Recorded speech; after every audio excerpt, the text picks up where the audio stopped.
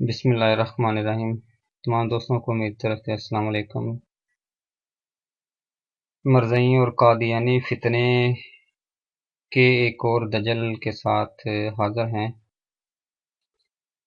یہ مرزئی قادیانی ایک اور آیت بھی یہ پیش کرتے ہیں اور یہ جواز بتاتے ہیں کہ اس آیت سے یہ ثابت ہوتا ہے کہ نبی دوبارہ آ سکتے ہیں۔ ہمیں تو اس آیت میں کہیں نظر نہیں آ رہا، یہ سیدھی سیدھی سی آیت ہے۔ ہم آپ کو دکھاتے ہیں، اگر کسی مرزئی کو اعتراض ہے تو وہ اسکائپ پہ آ کے یا ہمارے ساتھ بات کرے، جو کہ ان کو ہمت نہیں ہے اس طرح کی، لیکن پھر بھی ہم یہ بتاتے ہیں کہ یہ سیدھی سیدھی سی آیت ہے، اور جو بھی اللہ تعالیٰ کی اور رسول صلی اللہ علیہ وسلم کی فرما برداری کرے وہ ان لوگوں کے ساتھ ہوگا جن پر اللہ تعالیٰ نے انعام کیا، جیسے نبی اور صدیق اور شہید اور نیک لوگ، یہ بہتر رفیق ہیں۔ یہاں پہ سیدھا سیدھا لکھا ہوا ہے کہ وہ ان لوگوں کے ساتھ ہوگا۔ کن لوگوں کے ساتھ؟ ان نبی، صدیق، شہید، نیک لوگ، یہ ان لوگوں کے ساتھ ہوں گے جو اللہ تعالیٰ اور اس کے رسول کی فرما برداری کریں گے۔ اب یہاں پہ یہ نہیں لکھا ہوا کہ ان لوگوں کو بنا دیا جائے گا، یا نبی بنا دیا جائے گا، شہید بنا دیا جائے گا، اس طرح بنا دیا جائے گا جو فرما برداری کرے گا۔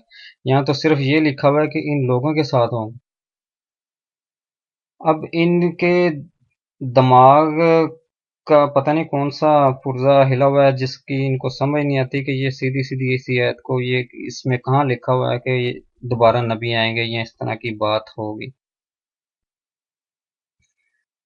ہم اگر تفسیر میں بھی دیکھیں، یہ تفسیر ہے، تفسیر کی بات ہوتی ہے، احادیث سب سے پہلی جو بات دیکھی جاتی تفسیر میں وہ حدیث ہی ہوتی ہے، اور حدیث سے ہی قرآن کی تفسیر وغیرہ ہوتی ہے یا تشریح جو بھی ہے۔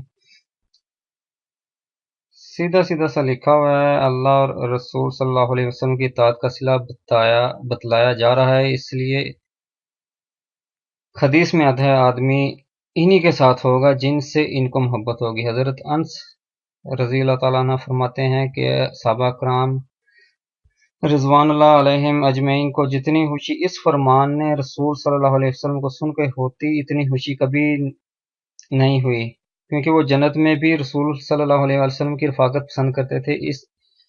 اس کی شان نزول کی روایت میں بتایا گیا ہے کہ بعض صحابہ کرام نے نبی صلی اللہ علیہ وسلم سے یہ عرض کیا کہ اللہ تعالیٰ آپ صلی اللہ علیہ وسلم کو جنت میں اعلیٰ مقام عطا فرمائے گا اور ہمیں اس سے فروتر مقام ہی ملے گا، اور یوں ہم آپ صلی اللہ علیہ وسلم کی صحبت و رفاقت و دیدار سے محروم رہیں گے جو ہمیں دنیا میں حاصل ہے۔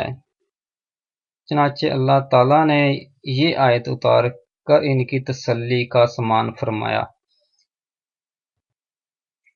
اب تمام دوست اور مسلمان خود دیکھ لیں کہ یہ آیت اول تو سیدھی سی آیت ہے، اس کا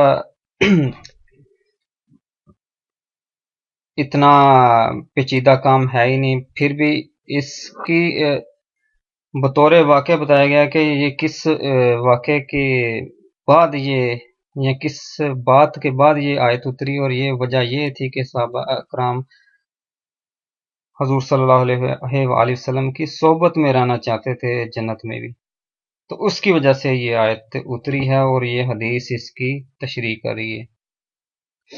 اور ابن کثیر کا بھی یہ حوالہ لکھا ہے، بعض صحابہ نے بطور خاص سے نبی کریم صلی اللہ علیہ وسلم سے جنت میں رفاقت کی درخواست کی۔ اور آگے ترمذی کا بھی لکھا ہوا ہے کہ یہ سارے حوالے لکھے ہوئے ہیں کہ یہ آیت اس بات کے بعد اتری یا اس موضوع کے بعد اتری کہ صحابہ کرام حضور صلی اللہ علیہ وسلم کی رفاقت چاہتے تھے۔ اب ان مرزئیوں جاہلوں کو کون سمجھائے جو جواز ہی یہ بنا رہے ہیں کہ اس سے نبی دوبارہ آ سکتے ہیں۔ یہ نہ تو حدیث کہہ رہی، نہ قرآن بھی نہیں کہہ رہا، یہ بالکل اگر ہم سیدھی آیت بھی پڑھ لیں تو اس میں ایسی بات ہے ہی نہیں۔ تو اللہ تعالیٰ ان کے مکروں اور دجل اور فریب اور مشرکانہ عقائد سے بچائے، اور اس فتنے سے ہمیں بچائے۔ تو انشاءاللہ باقی پھر ان کی مرزیوں کے مکروہ چہروں کے ساتھ حاضر ہوں گے۔ تب تک کے لیے اجازت دیجیے گا اور دعاؤں میں یاد رکھیے گا۔ اللہ حافظ۔